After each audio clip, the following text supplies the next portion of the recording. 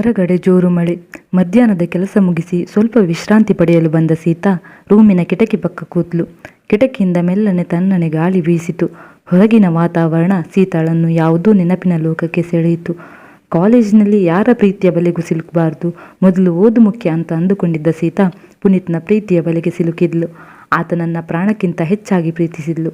ಆದರೆ ಈ ವಿಷಯ ಯಾರಿಗೂ ಹೇಳದೆ ಗುಟ್ಟಾಗಿಟ್ಟಿದ್ಲು. ಪುನೀತ್ ಕೂಡ ನೋಡಲು ಸುಂದರವಾಗಿದ್ದ.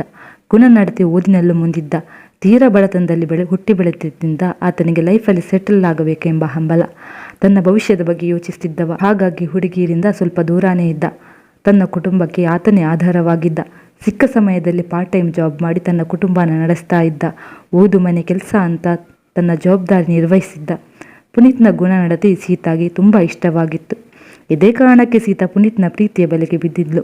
ಈ ವಿಷಯನ ಎಷ್ಟೋ ಬಾರಿ ಹೇಳಬೇಕು ಅಂತ ಅಂದ್ಕೊಂಡ್ರು ಹೇಳಲು ಧೈರ್ಯ ಸಾಲದೆ ಒಳ್ಳೆ ಸಮಯಕ್ಕಾಗಿ ಕಾಯ್ತಿದ್ಲು. ಹಾಗೆ ಯಾವ ಹುಡುಗಿ ಜೊತೆ ಬೆರೆಯದ ಪುನೀತ್ ಸೀತಾ ಜೊತೆ ಅನನ್ಯವಾಗಿದ್ದ. ಕಾಲೇಜ್ ಮುಗಿತಿದ್ದ ಹಾಗೆ ಸೀತಾ ಕೆಲಸಕ್ಕೆ ಸೇರಿಕೊಂಡ್ಲು. ಆದರೆ ಪುನೀತ್ ಕೆಲಸದ ಜೊತೆ ತನ್ನ MBA ಮುಂದುವರಿಸಿದ್ದ. ಸೀತಾ ಪುನೀತ್ನ ಪ್ರತಿಯೊಂದು ಹೆಜ್ಜೆಯಲ್ಲೂ ಜೊತೆಗಿದ್ಲು. ಪುನೀತ್ನ ಮನೆಯವರ ಜೊತೆ ಕೂಡ ಒಳ್ಳೆ ಒಡನಾಟ ಹೊಂದಿದ್ಲು.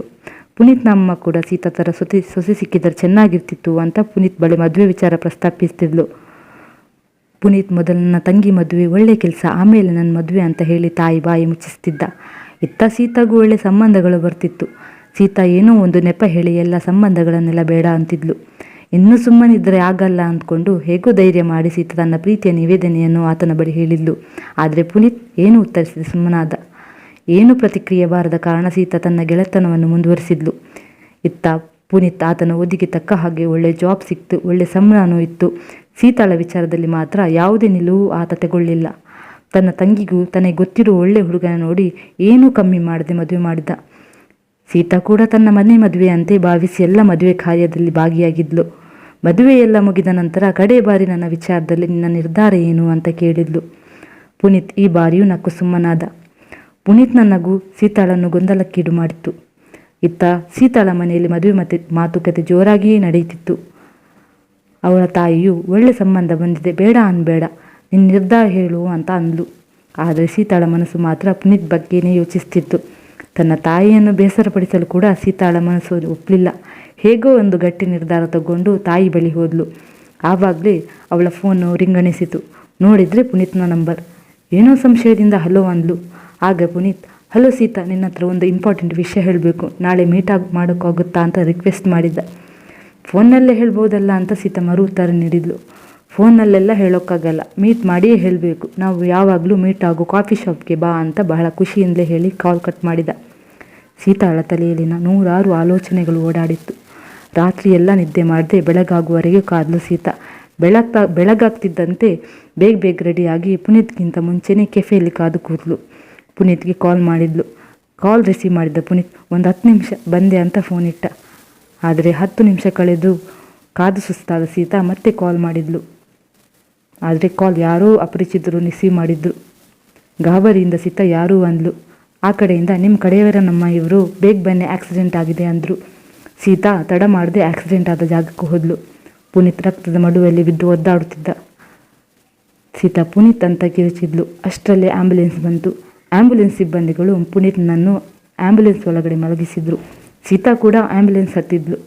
ಪುನೀತ್ ಸೀತಾನ ನೋಡಿ ಏನೋ ಹೇಳಲು ಪ್ರಯತ್ನ ಪಡುತ್ತಿದ್ದ. ಸೀತಾಳ ಕೈನ ಗಟ್ಟಿಯಾಗಿ ಹಿಡಿದುಕೊಂಡ. ಸೀತಾ, ನಿನಗೇನೂ ಆಗಲ್ಲ ಪುನೀತ್ ಅಂತ ಅಳುತ್ತಿದ್ಲು. ನೋವಿನಲ್ಲಿ ಒದ್ದಾಡ್ತಿದ್ದ ಪುನೀತ್ ತನ್ನ ಜೇಬಿನಲ್ಲಿದ್ದ ಪತ್ರವನ್ನು ಸೀತಾಳ ಕೈಗೆ ಕೊಟ್ಟ. ಸೀತಾ ಆ ಪತ್ರವನ್ನು ತೆರೆದು ಓದಿದ್ಲು.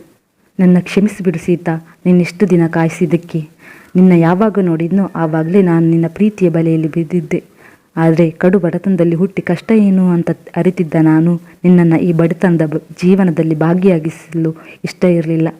ಅದಕ್ಕಾಗಿ ಲೈಫಲ್ಲಿ ಸೆಟಲ್ ಆಗಿ ಎಲ್ಲ ವಿಷಯ ನಾನು ನಿನ್ನ ಬಳಿ ಹೇಳಬೇಕು ಅಂತ ಅಂದುಕೊಂಡಿದ್ದೆ.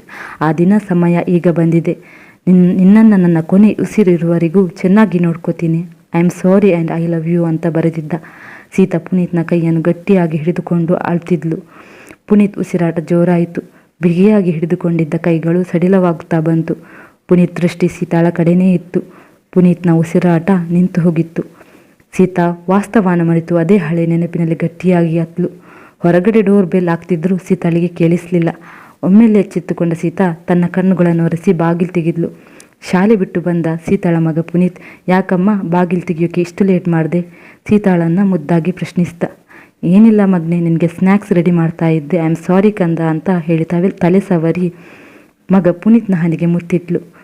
ಪ್ರೇಮಿಯಾಗಿ ಜೊತೆಯಾಗಿರುವ ಅದೃಷ್ಟ ಇಲ್ದಿದ್ರು ಪುನೀತ್ಗೆ ಮಗನಾಗಿ ಜೊತೆಯಾದ ಅಂತ ಸೀತಾ ನಿಟ್ಟುಸಿರು ಬಿಟ್ಲು.